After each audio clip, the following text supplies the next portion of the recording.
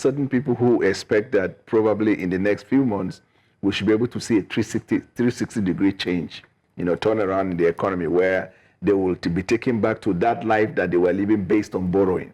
So, for example, you have a certain lifestyle you have, but that is because majority of what you were doing were paid for by the government, but you didn't even know how they are sourcing the money. And it was borrowed. Then also infrastructure was not put in place.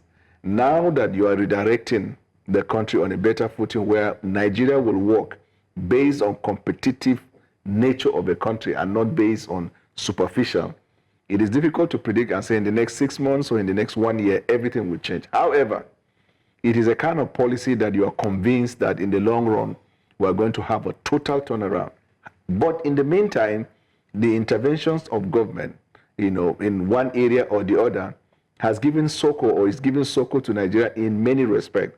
So, for example, in the area of agriculture, when this reform started, it was a bit painful that food items were going up.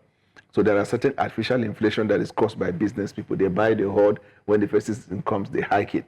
Then you have other elements of deliverables at the local level.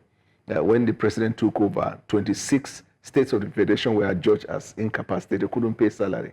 Now we have revenue. They have money. They are paying salary. But much more than that, they have increased revenue to be able to deliver governance.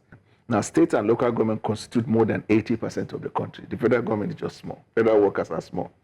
So that means if the governors are also doing enough at their state and their local level, that suffering of the common man would have been drastically reduced. But the president can't command the governor.